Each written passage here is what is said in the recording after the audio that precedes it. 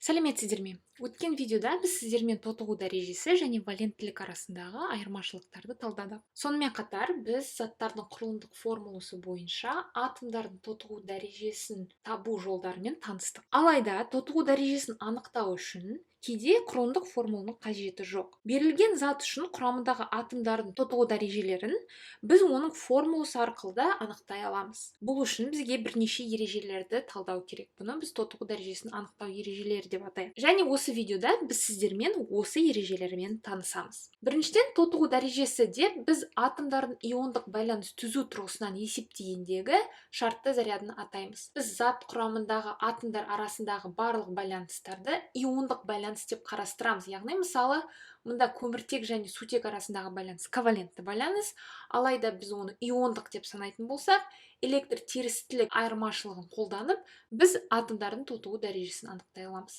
Тотығу дәрежесін жазған кезде біз бірінші заряд таңбасын көрсетеміз, яғни плюс немесе минус, және тотығу дәрежесінің сандық мәнін көрсетеміз. Тотығу дәрежелерінің мәндері оң бола алады, теріс бола алады және нөлге тең болуы мүмкін. Енді тотығу дәрежесін анықтау ережелерін қарастырайық. Біріншіден, қосылыс құрамындағы атомдардың тотығу дәрежесі олардың электр терістілігіне тәуелді. Біз бұны өткен видеода көрдік. Мысалы, мына затта біз фтор және көміртек арасындағы электр терістілікті қарастыратын болсақ, фтордың электр терістілігі жоғарырақ, сондықтан ол электрон тығыздығын өзіне қарай тартып, нәтижесінде оның тотығу дәрежесі теріс сан болады, себебі ол электрондарды өзіне қосты деп қарастырамыз. Яғни қосылыс түзілген кезде электрон бұлты электр терістілігі төмен элементтен электр терістілігі жоғары элементке қарай ығысады. Мысалы, біз дифтор метанның электрон бұлт тығыздығына қарайтын болсақ, көріп тұрғандай, мына қызыл түспен біз теріс зарядты көрсетеміз. Теріс заряд, яғни электрон бұлты фторға қарай ығысып тұр. Сондықтан фтордың электр терістілігі теріс сан болады. Ал электрон бұлты сутектің электр терістілігі төмен болғандықтан сутектен кері қарай ығысады. Нәтижесінде сутектің тотығу дәрежесі оң сан болады. Басқа мысал ретінде хлорсутек молекуласын қарайық. Хлорсутек молекуласында хлордың электр терістілігі сутекке қарағанда жоғары. Нәтижесінде электрон тығыздығы хлорға қарай ығысады. Біз оны мына электрон бұлты арқылы көріп тұрмыз. Хлор атомына қарай электрон бұлты ығысқан, яғни хлордың тотығу дәрежесі теріс болады, ал электрон бұлты сутектен кері қарай ығысқандықтан сутектің тотығу дәрежесі оң сан болады. Яғни атомдардың салыстырмалы электр терістілігі қосылыстағы электрон бұлттың қай атомға қарай ығысатынын анықтап, тотығу дәрежесінің мәнін немесе оның таңбасын анықтайды. Егер біз оттек молекуласына қарайтын болсақ, оттек молекуласы екі бірдей оттек атомнан құралған. Олардың электр терістілігі бірдей, нәтижесінде электрон бұлты көріп тұрғандай бір текті таралады. Электрон бұлты бір текті таралғандықтан біз оттек атомдарында теріс немесе оң зарядты белгілей алмаймыз. Нәтижесінде біз оттектің тотығу дәрежесін 0 және 0 деп жазамыз, себебі ол бір текті таралған. Енді екінші ереже осы оттек молекуласымен байланысты. Жай заттардағы атомдардың тотығу дәрежесі 0-ге тең. Мұнда біз молекул құрылысы бар жай заттарға қарап көрейік. Сутек, оттек, азот және күкірт берілген. Көріп тұрғандай, электрон бұлтының таралуы барлық молекулаларда бір текті. Мысалы, сутекте көріп тұрғандай симметриялы, оттекте және азотта. Бұл молекулаларда жаңа айтқандай біз теріс немесе оң зарядты бөле алмаймыз. Сондықтан бұл молекулалардағы әрбір атомның тотығу дәрежесі 0-ге тең болады.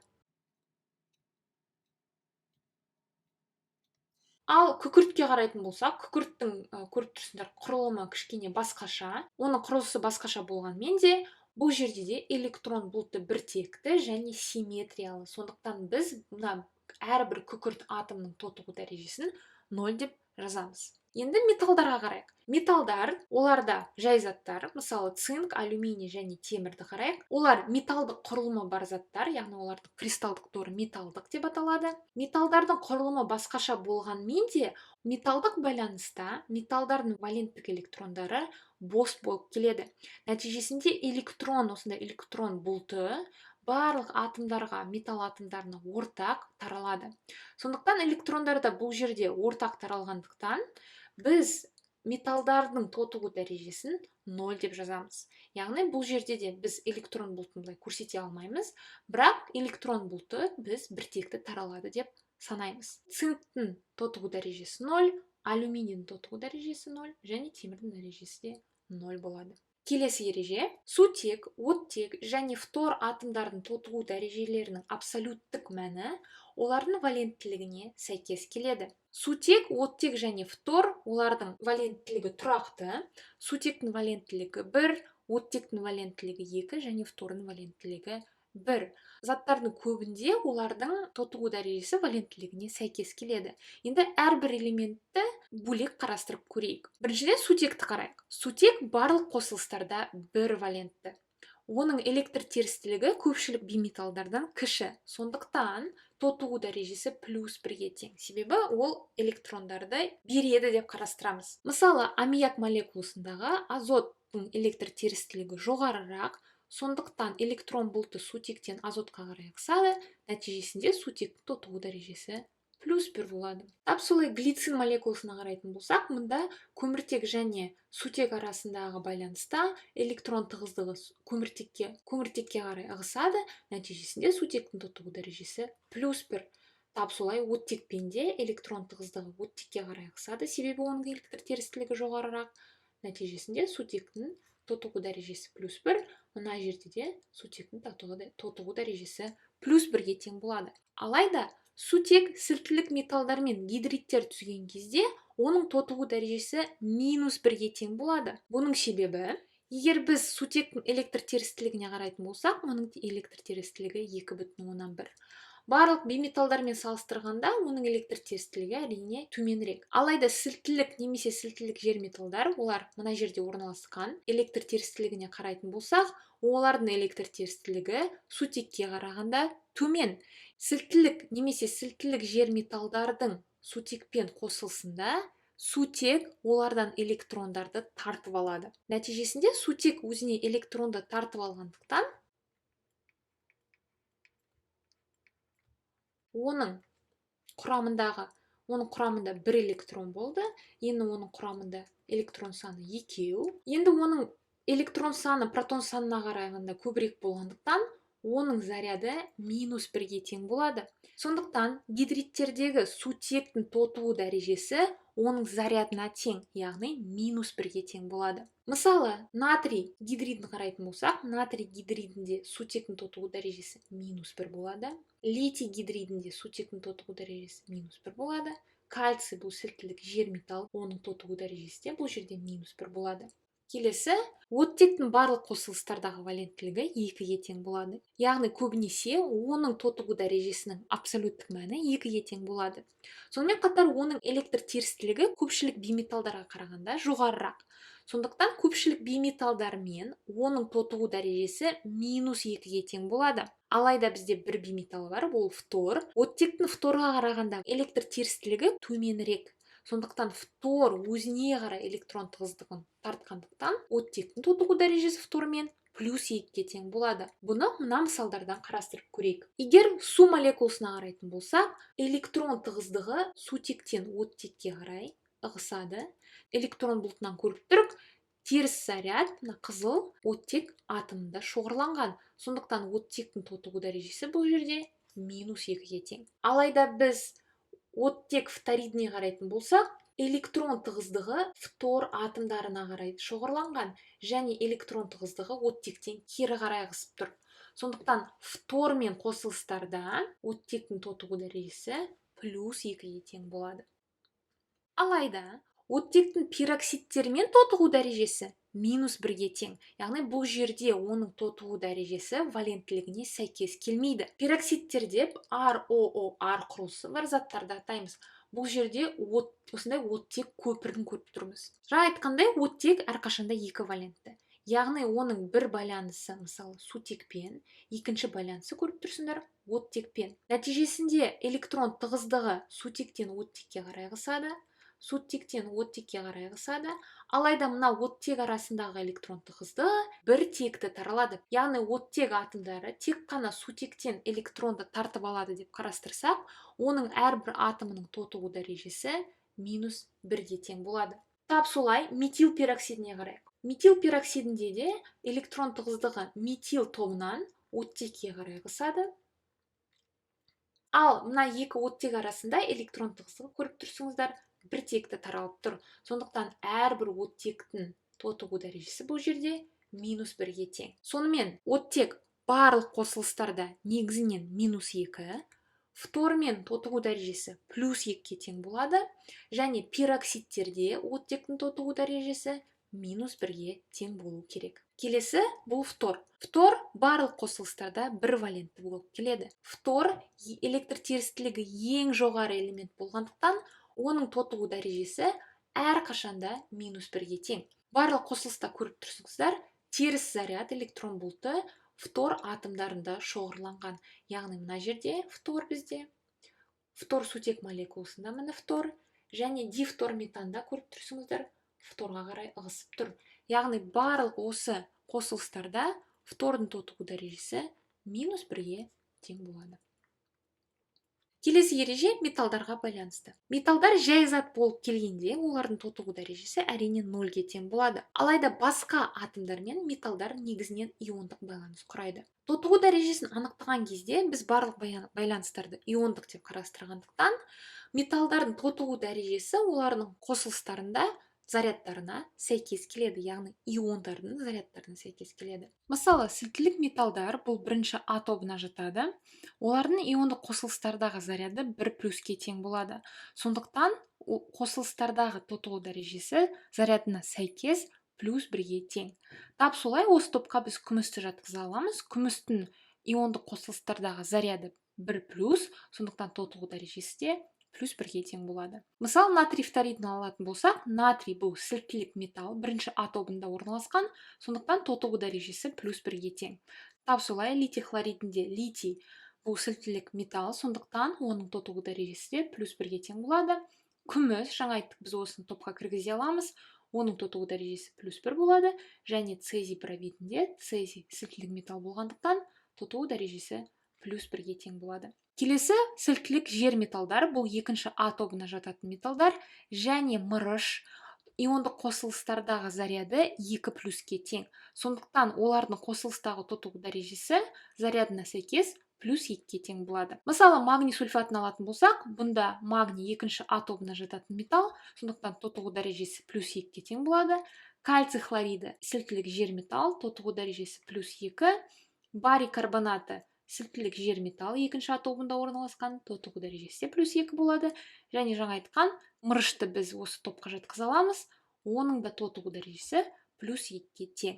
Сонымен қатар алюминий бұл үшінші А тобында орналасқан металл, иондық байланыстардағы заряды 3+, сондықтан тотығу дәрежесі де соған сәйкес келіп +3-ге тең болады.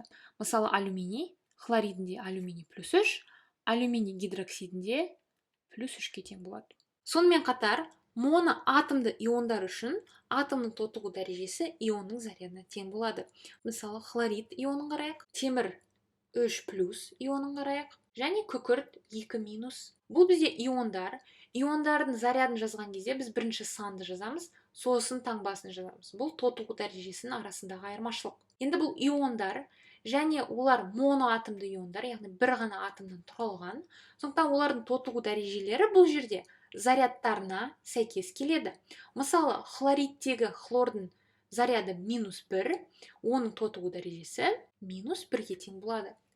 Темір 3+-те темірдің заряды 3+, яғни оның тотығу дәрежесі +3-ге тең болады. Сульфид ионы тек қана күкірт атомынан құралған, оның заряды 2-, яғни бұл жерде оның тотығу дәрежесі -2-ге тең болады. Келесі 5-ші ереже, химиялық қосылыстардағы атомдардың барлық тотығу дәрежелерінің қосындысы 0-ге тең. Біз осы бірінші сөйлемде тоқтайық. Бұл үшін мына екі мысалды қарастырып көрейік.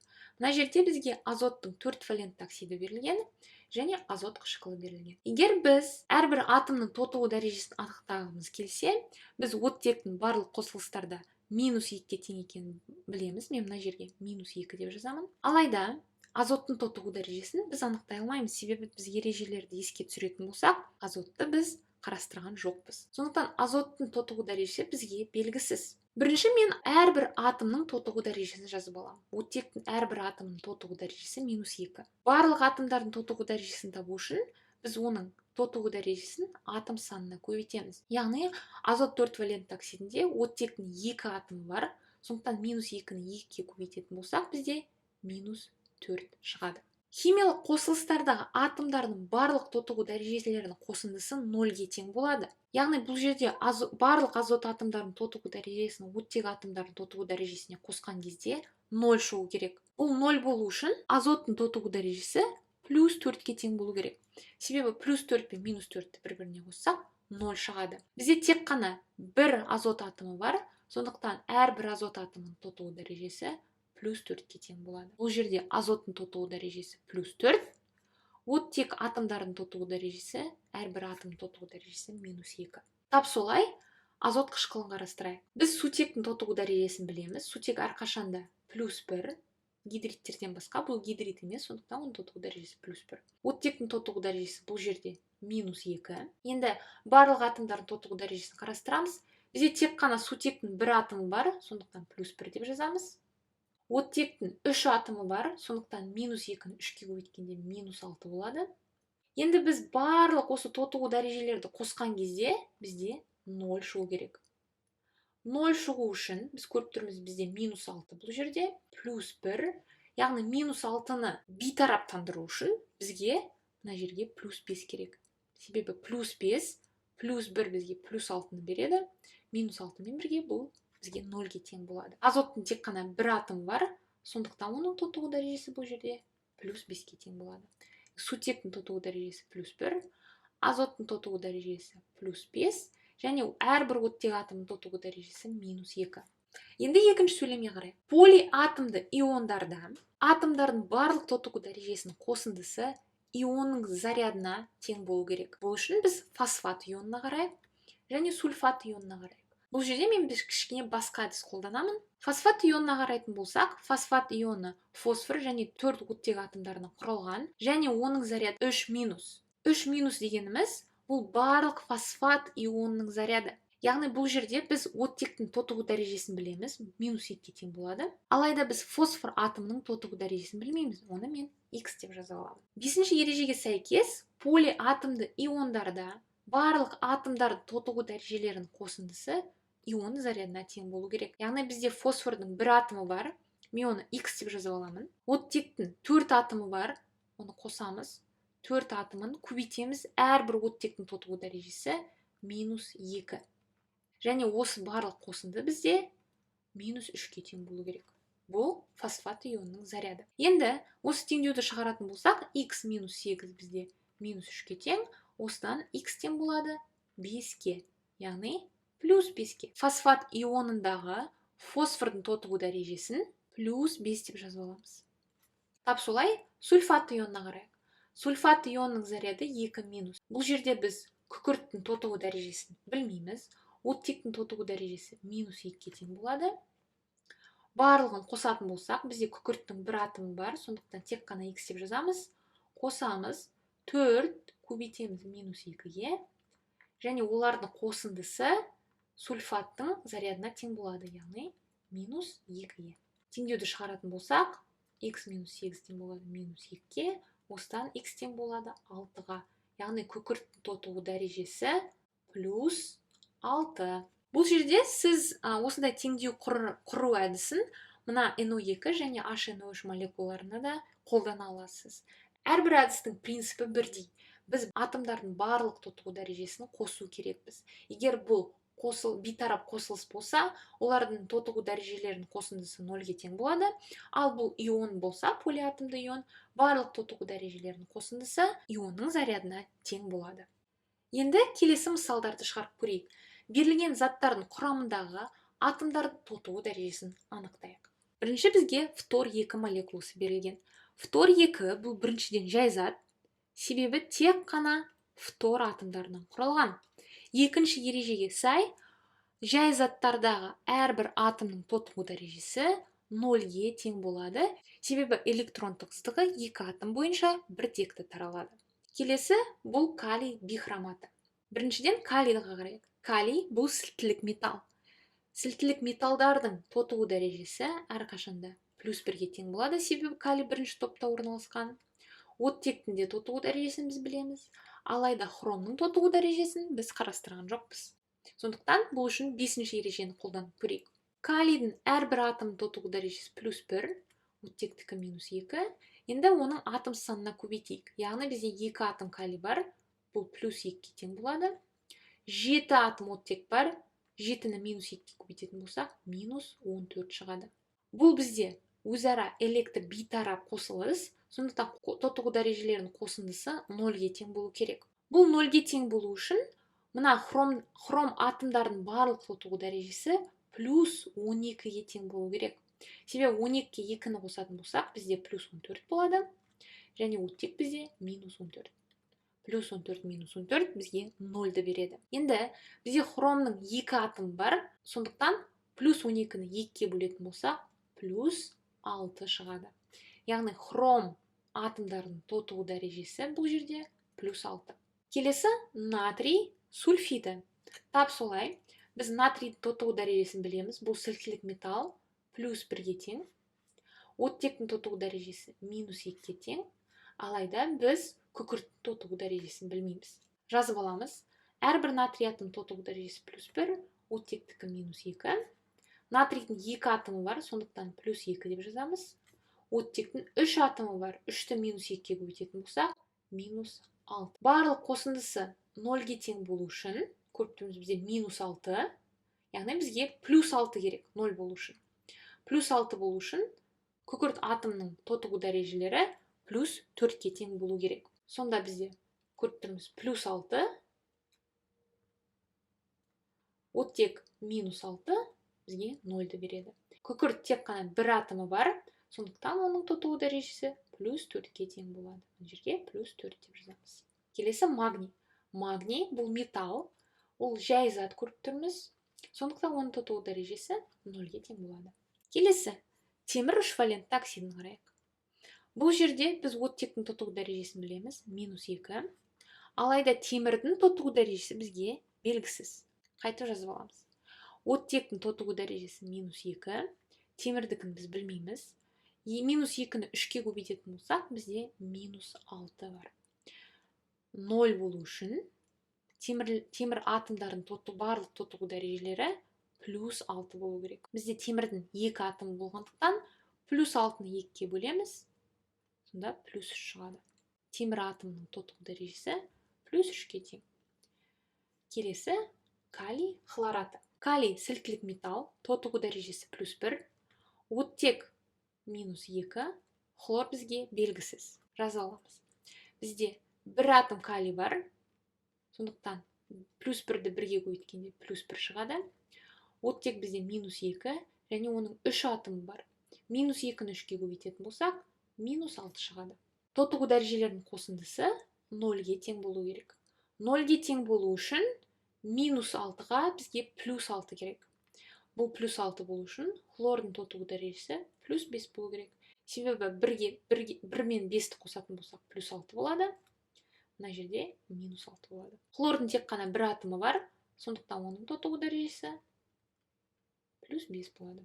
Келесі хлор минус. Хлор минус бұл моноатомды ион, оның заряды 1 минус, сондықтан оның тотығу дәрежесі зарядына сәйкес келеді. Яғни оның тотығу дәрежесі минус 1-ге тең болады. Келесі манганат ионы. Бұл полиатомды ион, және оның заряды 2 минус. Бұнда біз оттектің тотығу дәрежесін білеміз, минус 2 болады. Алайда марганецтің тотығу дәрежесі бізге белгісіз. Оны X деп жазып аламыз. 5-ші ережеге сәйкес полиатомды иондарда атомдардың барлық тотығу дәрежесі олардың зарядына тең болу керек. Яғни бізде марганецтің бір атомы бар, X деп жазып аламыз.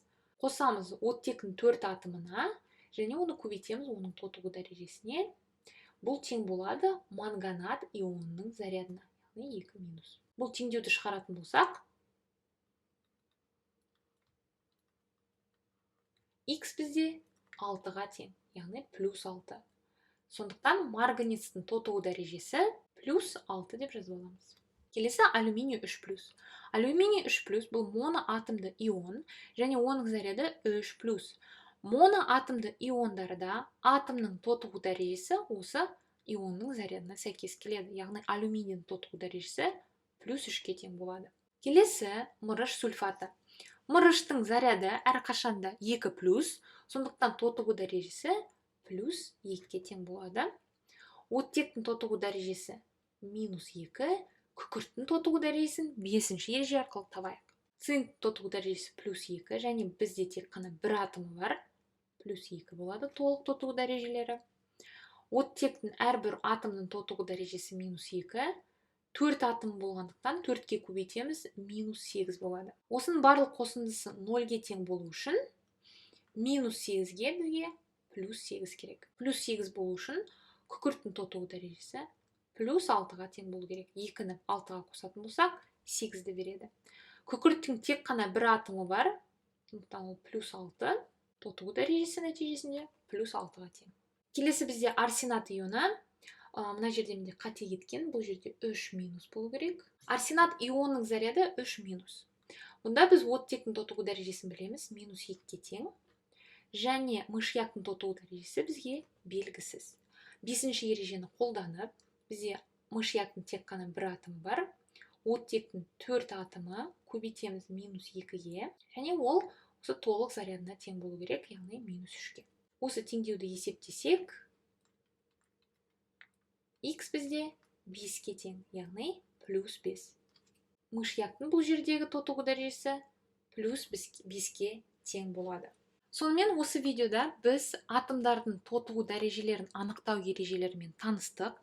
Әрбір ереженің принципін түсіндіруге мен тырыстым, сондықтан оларды жаттау қиын болмау керек. Егер сіз көбірек жаттығу жасайтын болсаңыздар, әрбір атомның тотығу дәрежесін анықтау сізге жеңіл болады.